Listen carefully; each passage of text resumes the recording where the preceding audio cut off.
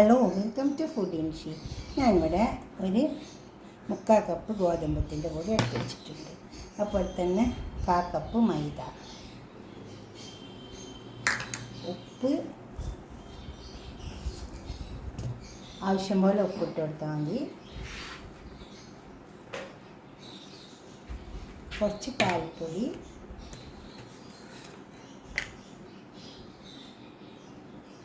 ഒരു table spoon പാൽപ്പൊടിയുണ്ട്. ഇത് നമുക്ക് കുഴച്ചെടുക്കാം. പിന്നെ ഇതിലേക്ക് ചപ്പാത്തി ഉണ്ടാക്കിയെടുക്കാനാണ്. പിന്നെ പഴമുണ്ട്, പഴം, അതുപോലെ തന്നെ കുറച്ച് ക്രീം, കുറച്ച് ചീസ്. ആദ്യം ഇത് കുഴച്ചെടുക്കാം. നമുക്ക് കുറച്ച് പശുനെയ്യ് ഒഴിച്ചെടുക്കാം. ഇനി ഇതൊന്ന് നന്നായി ചേർത്തെടുക്കാം.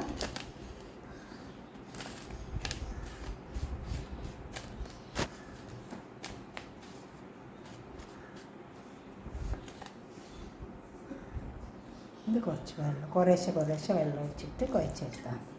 കുറേശ്ശെ വെള്ളം ഒഴിക്കണേ. ഇതിനെ കുഴച്ചെടുക്കാം. ചപ്പാത്തിക്ക് കുഴപ്പമില്ല, അതുപോലെ കുഴച്ചെടുത്താൽ മതി. കുറേശ്ശെ വെള്ളം ഒഴിക്കാവുള്ളൂ. ഇത് നന്നായി കുഴച്ചെടുക്കാം. അപ്പോൾ ഇത് കുഴച്ചെടുത്തിട്ടുണ്ട്.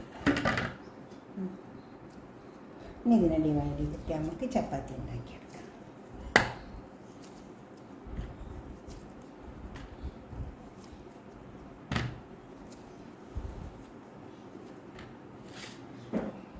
ചപ്പാത്തി ഉണ്ടാക്കാം. നമുക്ക് ചപ്പാത്തി പരത്തിച്ചിട്ടാം. ഇതേപോലെ ഓരോ ചപ്പാത്തി പരത്തി ചുട്ടെടുക്കാം.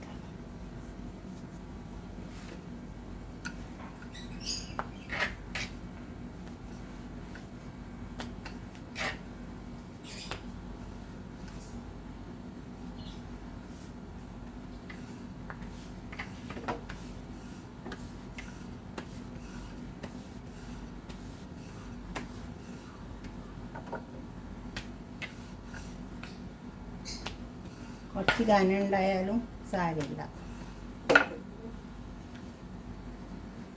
നമുക്കിത് ചുട്ടെടുക്കാം. അതുപോലെ ഓരോ ചപ്പാത്തി നമുക്ക് ചുട്ടെടുക്കാം. ഇത് വെന്തിട്ടുണ്ട്, ഇതെടുക്കാം. എല്ലാ ചപ്പാത്തിയും ഇങ്ങനെ ചുട്ടെടുക്കാം. പാത്രം കൊടുന്ന് വെച്ചിട്ടുണ്ട്. അതിലേക്ക് നമുക്ക് ഉണ്ടാക്കിയ ചപ്പാത്തി ഒന്ന് ഇട്ടെടുക്കാം.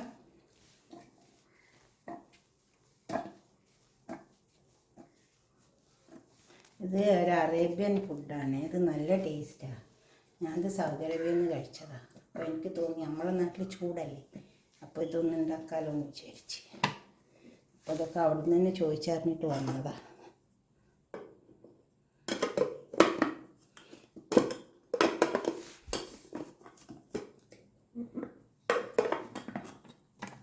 ഇത് നമുക്ക് വെച്ചിട്ടൊന്ന് അടിച്ചെടുക്കാം.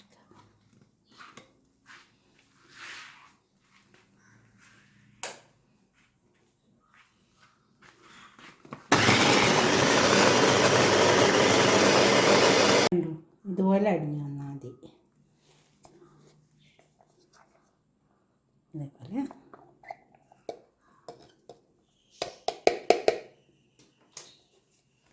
തട്ടി കൊടുക്കാം. ഇനി ബാക്കിയുള്ള ചെയ്തെടുക്കാം.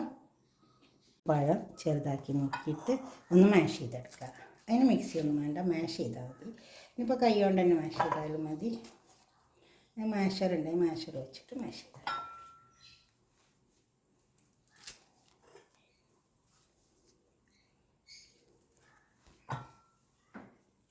ഇത് നല്ല ടേസ്റ്റ് ഉണ്ടാവും കേട്ടോ.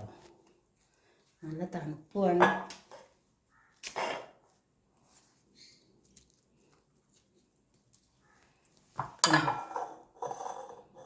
ഇതൊന്ന് ചെറുതാക്കി നോക്കിയിട്ട് നമുക്കിത് മാഷ് ചെയ്തെടുക്കാം.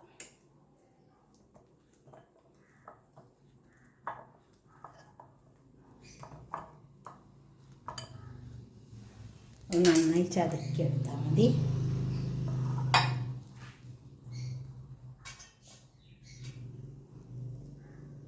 ഇപ്പോൾ പഴം കണ്ടോ, അതേപോലെ നന്നായി മാഷ് ചെയ്തെടുത്താൽ മതി.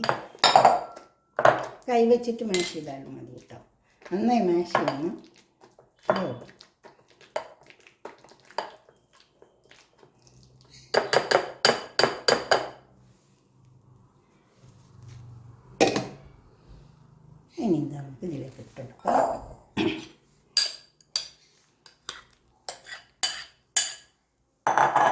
ഇത് ചേർത്തെടുക്കുമ്പോൾ നമുക്ക് കുറച്ച് ക്രീം ഇട്ട് കൊടുക്കാം.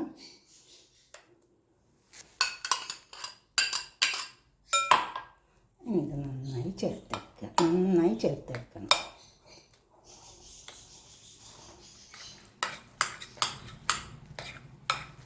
ഇങ്ങനെയൊക്കെ ഉണ്ടാക്കി വെച്ചാൽ നോമ്പിന് നല്ലതാണ്. നോമ്പ് എടുക്കുന്നവരും എടുക്കാത്തവർക്കൊക്കെ നല്ലൊരു ഡിഷാണ് ഇത്. ഇതിന് മസൂദ് പറയും.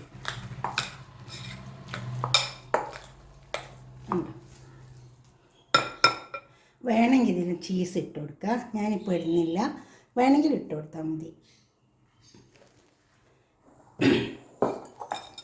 ഒരു പാത്രത്തിലേക്ക് മാറ്റിയെടുക്കാം. ഇതുപോലെ ഉണ്ടാക്കി വയ്ക്കുക. ഈ പഴം തന്നെ നല്ല മധുരം ഉണ്ടാവും. ഇങ്ങനെ ചെയ്യാൻ വേണ്ടി കുറച്ച് തേൻ ഒഴിച്ച് കൊടുക്കുക.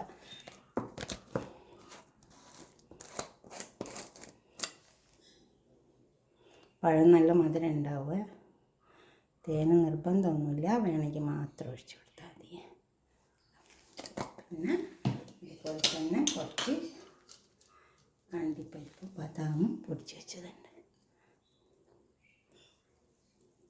ഇതൊന്നും നിർബന്ധമില്ല, വേണമെങ്കിൽ മാത്രം ഇട്ട് കൊടുത്താൽ മതി. നമുക്ക് നിർബന്ധം പഴം, അപ്പോൾ തന്നെ റൊട്ടി, കുറച്ച് ക്രീം.